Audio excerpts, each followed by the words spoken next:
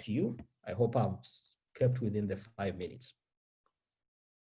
Thank you very much, Brian. That was definitely very informative and definitely lays ground for what the fintechs can expect, but also as a community, what is being done and what the future should look like for Zambia as a digital economy continues to be built. It's a pleasure to see online people that have joined us from the community. And at BongoHive, we say that we build viable solutions. We work with great minds building viable solutions that will change the world. And with regards to the great minds, we've always defined them as the creatives and the entrepreneurs that are building the solutions, the mentors that support them, the experts that give them knowledge, and the investors that accelerate their growth by helping them get the capital that they're going to gain. Just in the same way that in Africa we say that it takes a village to raise a child, we definitely believe that it takes an ecosystem to support the good growth of entrepreneurs that can build viable solutions that not only solve problems but also generate the outcomes that we look for, like profit, great economies, jobs, and the many other things if things are done right. Speaking of that, 10 to 11 years ago, walking down Cairo Road, I saw a sign for mobile transactions in Zambia. And right about that time there was the great talk about how you could use mobile phones to start getting transactions to start happening. Months later on, actually 2 years later on, when Slumesi, Lukonga, and a number of us in the community started to have our early meetings as BongoHive, we got a call from Mobile Transactions Zambia, which was just pivoting to what was later on to be known as Zona, to find out if they could have a talk with the devs that we had in our community. And a team came over, had a conversation about this technology stack that they were using, how they were using vouchers to make payments to farmers, and slowly beginning to generate this USSD solution that could help people transfer money between towns. And by the time we launched Mobile Monday, we got to meet the founders, Brad and Brett Mcgrath.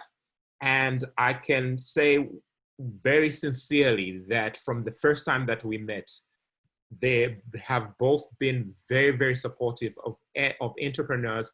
And I'm happy to say, without a doubt, and I wouldn't be exaggerating that if I say Brad is an entrepreneur's entrepreneur, because he's always willing to give his time, he's always willing to give a hand, and he's always supported the growth of startups in Zambia by being willing to give advice. So it's a pleasure to now welcome Brad Mcgrath to give the keynote speech for the opening of the FinTech4U cohort. Brad Mcgrath, it's a joy to have you. Oh, sorry, I jumped to Brad Mcgrath and I was supposed to introduce Sam. This is what happens when I'm going blank. So let's go with Brad, and then I'll come back to Sam when we do the introductions. Thank you. Cool. Thanks very much for those kind words. Jumping in front of Sam, I always feel I'm stealing his thunder as part of the first cohort. So I'm excited to hear his story and what he's got to say. So thank you everyone for having me. To all the entrepreneurs that are here in the capacity of your startup businesses, just congratulations. Thank you for being brave. Thank you for being bold. Thanks for daring to try. I think it's so important that we have entrepreneurs that can both include financial inclusion and also job creation. I think both are just fundamentally key to development in Africa. To Brian, who came before me, thanks for the support you and your ecosystem, or you and your organization, give to the ecosystem. Like was said, it takes a village. So just to have the entrepreneurs, to have an enabling entrepreneurial environment, to have enabling fintech environment, to have a Bank of Zambia who is so supportive, are all just the foundations and building blocks as to which you can take on big challenges. And this is a big challenge. So really just making sure that we do this right. So there's probably two things I'd like to do today. I'd like to talk, well, three things actually. Briefly, a little bit about Zona, but I'll be quite quick. Then on to APIs and the platform and to why that's important. And then probably most of all, I would like to speak directly to the entrepreneurs and just share some of my insights. I don't know how many of you can see all these gray hairs that are on my beard and on my head, but all of those gray hairs are from the mistakes I've made in the past. So if any of my mistakes can help you make less mistakes, then I consider that a gift that I would like to share with you. So I think just the sort of 2-minute pitch about Zona. When we started, I think the financial penetration at that point was 8%. So to now hear that we passed 35% is just music to my ears. And the two reasons we started Zona were, one, to increase financial inclusion and increase financial inclusion with appropriate and affordable and accessible products, which we felt the services at the time weren't offering, and also to create employment in Africa. And one of the things we're probably proudest of is, as a startup, we helped foster a whole culture of innovation and competitiveness. So you've now got MTN, you've got Airtel, and it's fantastic for the Zambian public and the Zambian economy that we've seen such scale and growth. So we're very proud of the small role we played in that, along with a lot of the earlier pioneers. And I'd include the Bank of Zambia and BongoHive in that. These are people that, long before we have all the traction we have today, that kind of believed in something that wasn't there yet. And I think we were always very fortunate to have a regulator that was so supportive. So in terms of the API and platform, I'll jump into that quickly before I engage the entrepreneurs. I think the key thing about APIs is from a tech design, it separates the front-end apps from the back-end and processes. And it decouples your development, making it a whole lot less risky separating these functions. And again, it also then allows third parties to use your APIs, making it easier to integrate into your system. So if I think back to when we started Zona, we had to build everything. We had to build products, we had to build distribution, we had to build switches, because those things weren't there. But for entrepreneurs now, you have the ability to plug and play on platforms that fundamentally improve your ability to scale and fundamentally improve your ability to scale and improve unit economics. So, really work with UNCDF and BongoHive to get you access to MTN, to get you access to Airtel, to get you access into the banks, so that you can start to piggyback off these platforms, and you have better access to market. You can pay directly onto wallets. So all these things are phenomenal things that can help you grow your businesses, and also, as Brian said, can also facilitate this e-commerce system that we're striving to create, and as we go more digital and more efficient in our mobile money and our financial journey. So if you don't mind, can I maybe just go on to the next slide, and I'll talk directly to the entrepreneurs. So as you go about your next phase of your entrepreneurial journey, I'm just really going to share 12 things with you. And the beauty about feedback is it's a blessing. So you can take it or you can leave it. You don't have to agree with me. You don't have to do anything I say. But these are some of the lessons I've learned over time, being an entrepreneur in Africa for the last 20 years and in the fintech game for 15 of those 20 years. So I think the first thing I'd say is solve real problems that have impact. As Africa, we don't need TikTok. We need solutions that really solve real issues. And when I saw the summation of the cohort 1 businesses, and when I read about the cohort 2 people that are here today, it's really inspiring to see that you are tackling real issues, you're tackling real problems, and you're trying to have a positive impact, which is good. One thing I always try and share with young entrepreneurs or early stage entrepreneurs, and it's a piece of advice they don't always like, but you really need to see your first funding as coming from your customer. So build something that people will pay you for, and that becomes your primary source of initial earnings. Like, not all of you will be funded. Not all of you will raise capital. And if you do, it's probably going to take time. So try and make your business anti-fragile or de-risk your risk of failure by really focusing on building revenue models and getting cash in the door. because cash is your oxygen. Cash gives you optionality. So, hopefully engage BongoHive as you go through this course, that you understand what your cash burn rates are, you understand what your cash runway is, you know how to build a basic financial model, because once you earn money, you need to protect it and you need to extend it, because as long as you've got cash, you've got a chance. And if you don't have cash, your options and your chances diminish.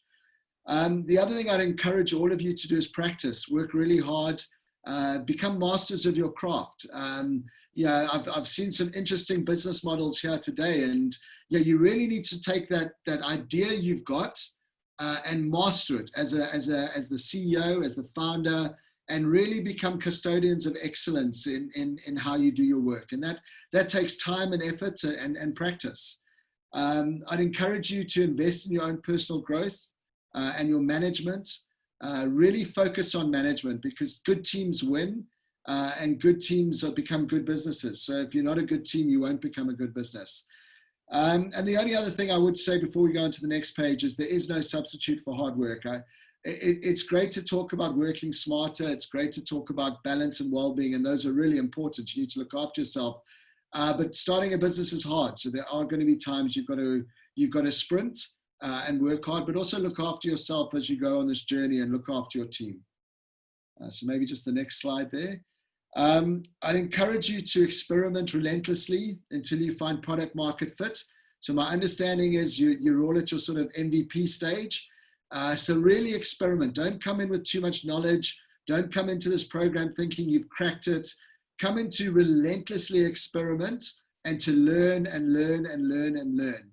And then once you've got your product fit, then it's about having the discipline and focus to really execute well. I'd encourage you to really focus on your social capital. And by that, I mean really create a community with the 5 entrepreneurs that are going on this journey, on this cohort with you, and try and create a community with the 5 entrepreneurs that were in cohort 1. Those entrepreneurs they'll understand your journey. They'll know what you're going through. You'll go through similar challenges at the same time. So networks really do unlock scale. So build these peer-to-peer relationships, trust each other. The best advice I can give you is if you give, you'll always get more back. So give freely, share wisely, and it'll help your business. I think I saw that you've got a mentorship program as part of this cohort. I think that's a great idea. So embrace that mentorship, embrace a lifelong learning journey. So listen and read, but also remember the buck stops with you. No one knows your business better than you do. And don't expect the mentors to have all the answers for you. Go to them with well thought out problems and things you're thinking about. If I could give you one bit of advice, spend as much as your time and energy and money in the field with your customers. Get into the field. Don't spend time in an office. I understand, sorry, with COVID, that might not be the best of advice, but as much as possible, even if it's on Zoom, really engage your customers and learn from your customers, and really spend your best efforts on solving your customers' problems. Again, I hope this isn't too controversial, but I genuinely believe you should be raising capital when you know how to make money and you know what your unit economics are and you've got product market fit. So really try and raise capital to grow and to thrive, and not just to survive. Try and survive by building a product people will pay for. And I end with this one because I think it's just so important. I really do respect and admire you all for being brave enough to start. And do not define yourself by any short-term stumbles or when you fall over or when you feel like you've failed. Really define yourself by staying true to yourself, by staying true to your team, true to your customers. And you only fail if you don't get up again.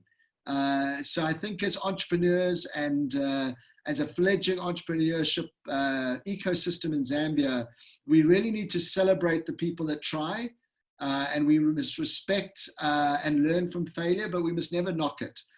So just well done for being brave enough to try, and I wish you all the very best in your success. If I look at the businesses, the work you're doing is really important for Zambia, so thank you for that. And if ever I can be of any support, BongoHive know my cell phone number, and I'm always happy to engage and support.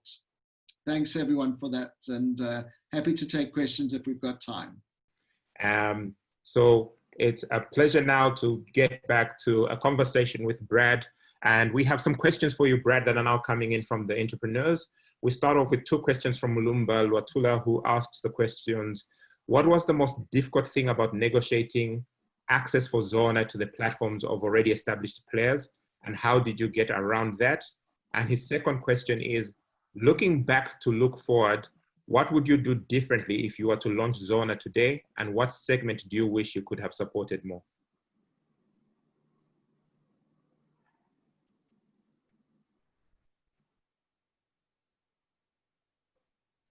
Are you on mute? Hi, Brad. Are you? Okay. Sorry. So I'll answer that, the first question in 2 parts.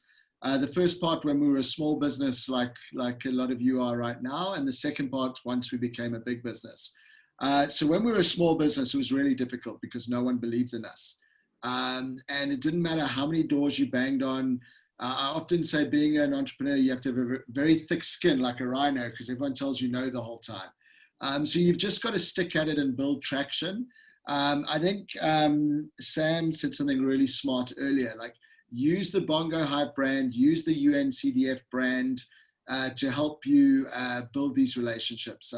Yeah, there's very few people that Sumunza can't phone and get a meeting with, but for him to do that, he's got to believe in your business and believe that you'll take that relationship seriously. So I think that's very important.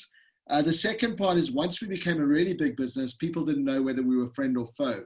So we never considered ourselves a consumer business, but at our peak in Zambia, I think we had 3 million active 90-day Zambians using us. So when we'd go to MTN or the banks or Airtel, they didn't know if we were a threat or a friend. So to build those relationships, we actually had to almost pivot away from being a P2P business or a B2C business and become a B2B business to build those relationships. So we knew our pockets weren't deep enough to own the digital Zambian consumer. So we exited that, and that's then allowed us to launch our new business in Zambia, which is still part of Zona, called Tilt. So to answer the second part of your question, I think I would have done a lot less. I think we had to build the rails, the train. We had to build the petrol station to put fuel in the train. So I think you guys are at a much better position than we were. I think you can really focus on a niche and plug in and play into other businesses. So yeah, our new business Tilt is growing double digits every month because it's a much more focused business serving the B2B market in a much more niche space. I would have had a smaller team, I would have kept my costs low, and I would focus on less, which I think is very much what Tilt's doing right now. Thank you. Blessed is asking, do you provide a documented API that eases the remission method from an OTP authentication mechanism for payments approvals? So I'm going to answer this in a simple way. Again, can we swap email addresses at the end of this call, and we'll provide all the details of that. So happy to share our documentation on that. Yeah. That's great for you, Blessed. Jumping right in right there. Great. Using every opportunity. Wyson Lungu would like to know, what advice can you give to new startups facing this COVID-19 pandemic to stay alive and grow the business? Yeah, I think the first one is to really sort of embrace the challenge. I mean, these are times of VUCA. It's volatile, it's uncertain, it's complex and ambiguous, and it's going to stay like that for a long time. The one thing I would say about African entrepreneurs is we're really good in scarcity. So we've been in tough times for a long time, whereas a lot of other parts in the world, they're not used to this sort of these difficult times, whereas we are. So I think that's something. But I'd encourage you to embrace the new working environment, understand how to work more remotely, how to embrace digital ways of working, how to be resilient. I often say to people, try and be elastic, not plastic. So plastic's brittle, but elastic can stretch. So really just try and understand the model. I think while you're in this cohort, talk to the other entrepreneurs who are facing the same challenges as you. Share those things and really try and share best practices and have a conversation while you're together about what you could all do about this. But as much as possible, take advantage of digital, try and work remotely, keep your costs low, but share with your team and find out how you can do it. Chilufia, I would like to know, first of all, Chilufia says, thank you for sharing your insights. The entrepreneurship journey can be lonely, and having people that can mentor, give insights like you have is priceless. Thank you for your contribution to our Zambian society. Our question is, what did you learn from Zona that you now do at Tilt Africa?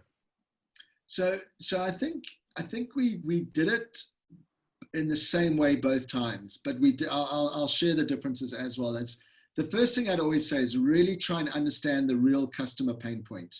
And people often say Zona was such a simple idea, and it was a simple idea, but we actually just built what the customers wanted. People wanted an easy, simple way to move money.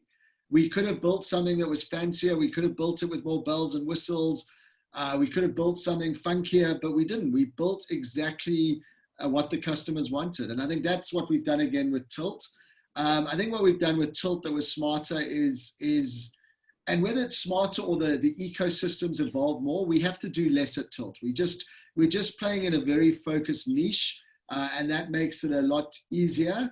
But I think all of you, I'd encourage you to find one key problem that you can solve and be 10 times better than anyone else at that one thing. It's when you try and do too many things that you get in trouble.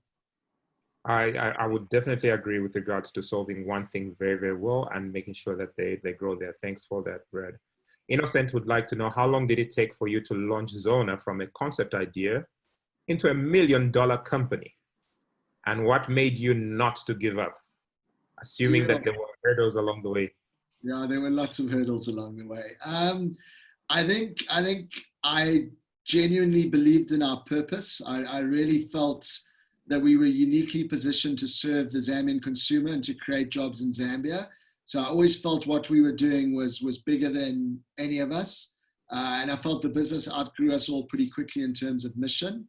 I love solving big problems. So yeah, I wanted to do this. I was working with my brother and a great team. So what could be better than that? So really surround yourself with great people. And I was inspired by our customers and our stories and the young entrepreneurs we worked with. So even if I look at the businesses you're doing, there's some really powerful stories there. So I think the fact that you guys are solving big problems can help you keep going when it's tough.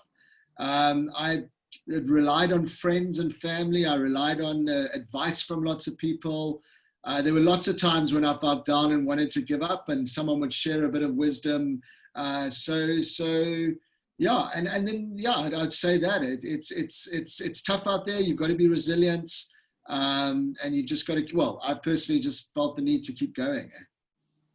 And part of the question was that there was from concept idea, and I imagine that was for MTZ to $1 million in revenue. I'm assuming that's revenue, or I don't know if that's $1 million raised, but either of them, how long did that take? Yeah, the beginning was slow. It was, we were probably at, we didn't pay ourselves for a long time. I was fortunate enough that I had a corporate career, so I chewed up all my savings. I had a mortgage with Zanaco that I couldn't afford to pay anymore, so I had to sell my house, or I was going to be kicked out of it. So we did a whole bunch of things just to keep money in the business.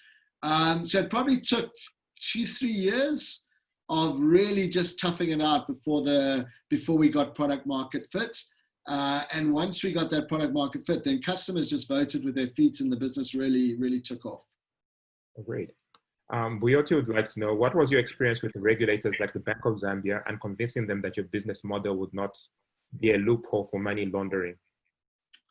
So I think we were so early on, and I remember writing to the Bank of Zambia, and I've never been more nervous in my life. And I said to them, oh, this is what we're going to do unless we hear back from you. Because I was almost too scared if I told them what we were going to do, they'd say no. And I got a letter back within a week, and my hands were trembling when I opened that letter. I'll never forget it. And it was the best letter I've ever had. And the central bank said, we can't regulate what's not there. So work with us, we'll engage with you, we'll support you, just share all your learnings. I think where we are now is that the ecosystem has evolved, it's grown, and now the Bank of Zambia really does have to be a lot more process-based, not just principle-based. So we were probably lucky that we were early pioneers, so there was more space to innovate, whereas I'd imagine increasingly it will become quite regulated. But I've always found the Bank of Zambia to be very accommodating if you're open, if you're transparent, and if you're genuine with them. Don't try and be clever. They're really smart people. Just be open with them and engage with them in a proactive way, and you'll get good responses. Yeah, and we found the relationship with them similar too. That they're keen to hear about new innovations, and they've now taken the step, as mentioned by Sam during his talk, that they've taken the step. Both the Bank of Zambia and the Securities Exchange Commission have taken steps towards setting up sandboxes that will allow new businesses that are currently unregulated to at least work closely with the regulators, whilst the regulators then learn what the models are, and then can place formulate the guiding regulations around that to support to protect the consumers, but also support the businesses in their growth.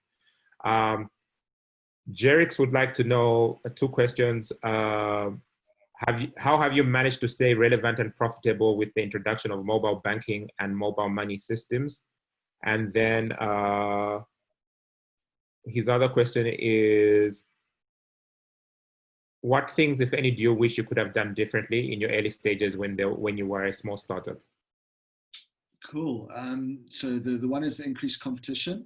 Yeah, look, I think it's fantastic that there's more competition in Zambia, and just incredible that there is so much more competition. So, you know, I'll be open, as I always am. I mean, our money transfer product is now less than 0.5% of our business now. But at its peak, that was a product that used to bring in, I think it was like $1.5 million a month of revenue. So, you know, once the market went digital, we were never going to outcompete MTN or Airtel. Like those are huge African brands. We didn't have the size of pocket they did. So what we did is we essentially pivoted the business to be a B2B business. So with Tilt now, you know, we can pay directly into an MTN wallet. We can pay directly into an Airtel wallet. You know, you can pay directly into a Z code. So I think one of our favorite saying is one day chicken, next day feathers. So markets change. And the old Zona model was obliterated. And that's the beauty about digital disruption. So Zona, we disrupted the market, and then we were disrupted as the big incumbent. And I don't see that as a bad thing. I see that as a celebration, and I see it as a way of, you know, and I think when Brian was speaking, like the market 5 years ago was totally different to the market now. And we should all celebrate that it's a more enabling environment. There's more ways that more people can do business. And I love that. Great. What I would have done differently, I would have, I'm probably a little bit older and wiser now, but I think maybe if I knew everything now, I might not have done it. So I think enjoy this time of when you're a small startup. It's I know it's difficult, but it can be a lot of fun if you get the unit economics and the fundamentals right. Yeah. Terms that you should keep in mind: definitely get your unit economics right, and get the fundamentals right. So unit economics, please do not forget that term. It's going to come back to you in the next few weeks. And once we nail that, once we start figuring it out, you'll get a lot of questions around that for the rest of the program. Once we jump into unit economics, because that's all that's going to matter as you continue to grow. So what was the most impactful change to your product in the first 3 years? And what was the customer feedback that triggered it? I'm going to add to that. What led to the change from Mobile Transactions Zambia towards Zona? Because I'm guessing it was around that same time. So what was interesting, we always wanted to call the business Zona. You know, it means it's real, it's true. But we raised some capital from an investor who tried to convince us that it wasn't a proper name, and we made a mistake of changing it. And then the main reason for that name of change was we bought out that investor with new investors. Then we said to the new guys, right, our name's going back to being Zona. So that was what it was about. Sorry, what was the other part of the question? It was, what was the most impactful change to your product in the first 3 years, and what was the customer feedback that triggered it? So what's interesting is when we started, we actually launched a wallet in Zambia 15 years ago called the One Account. We built a voucher system. We built an agricultural input system. We were just building a whole bunch of stuff. But in the meantime, we'd started the money transfers, but we didn't think the money transfer business was going to be the one that would scale. So we actually largely ignored it. And it was only when it really started to grow that we went, hang on a second, we've got like 250,000 customers using us every month. This is what we should be doing. So, often people say, what was the great idea? I don't think we had a great idea. We just kept on trying until we found product market fit. And then once you find product market fit, everything just becomes easier. But before product market fit, everything's just really hard. So I'd love to say we had a great idea, but I think we just experimented till we found something that worked. Yeah. And talking about regional growth, regional markets, Zona was in a number of markets. So Jimmy would like to know, what was most similar and most different between the initial Zambian market and your regional markets?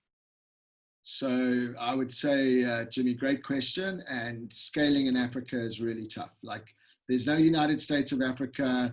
Every market's different, culture's different, regulators are different, banks are different, digital penetration is different. So I think treat every market like a new venture. Every time you do a new project, really find out what the underlying core customer problem is, and then decide if you're the best person to solve that problem, and if you can solve that problem 10 times better than anything else. If I regret anything, I think we got distracted by going too wide across too many markets in Africa, and we should have really consolidated and cemented our Zambian position, which we didn't do, and that meant we were exposed by when the big guys came. So that would be a regret. So I'd say before you think about expansion, become a really, really, really good business first. Thank you. And the final question is, you mentioned that you had a corporate job when you were starting out. People are curious, founders are curious as to, and in particular, Jared Kalionda, how did you manage the balance between your job and your startup? So I didn't. I actually quit my job. So I was the general manager and a director at Barloworld Plascon. So I set up the Plascon paints here in Zambia. I then moved across to be the commercial director of Telecel, which was later then bought by MTN. And I was just very frustrated by corporate. It wasn't for me. So I did jump out. But I think what I would say to all entrepreneurs is in my case, I was quite privileged. I had a job, I had income. So I wouldn't say my journey is everyone else's journey. And I think I had a lot of luck, and a lot of that was institutionalized luck. So I think there's a whole bunch of entrepreneurs, and I'm a big fan of the 9-to-5 side hustle entrepreneurs. Like, you've got to de-risk it. So unless you've got cash runway, be careful jumping all in. I heard a great story. I forget the business. There's a business that just sold for multi-millions of dollars in, it was Tanzania or Uganda, a fintech, just like 4 weeks ago. And they 9-to-5 hustled for a long time. So I like, whether you're a necessity entrepreneur, a micro entrepreneur, a growth entrepreneur, an impact entrepreneur, or a side hustle entrepreneur, just do whatever you can to keep cash coming in the door so you can keep your business going. Yeah, stay alive. That's very, very important. Brad, thank you. You've also been very kind to share your email address with everybody. Mcgrath@theroom.com. That's your email address. So founders, if you would need to get in touch with Brad, he's gladly shared his email address there. And Brand says that the startup that Brad was referring to is Bionic. So if you want to go check up the story on that fintech in East Africa, where the founders hustled in their early days, much like many of us who cannot have access to the 3 Fs to put money into our startup. we go and look for the bionic story. It will provide you with success. So at this point, I'd like to say thank you to everyone who's made it, and thank you to everyone who's welcomed the entrepreneurs who have come into the program. Thank you, Brad, for joining us for this session. It's always a pleasure to have conversations with you, but also this time a pleasure to have a conversation with you in a larger room with a larger set of entrepreneurs, knowing that you definitely bet for Zambian entrepreneurs and supporting them to grow is always a pleasure.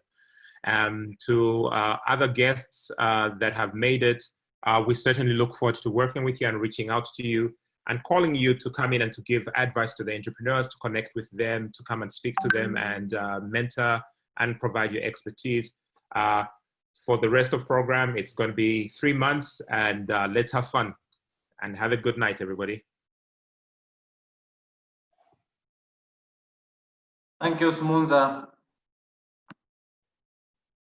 Thank you, Sumunza. Thanks Good night, all. everybody. Thank you all. Thank you, Sumunza and the team at UNDF and everyone else.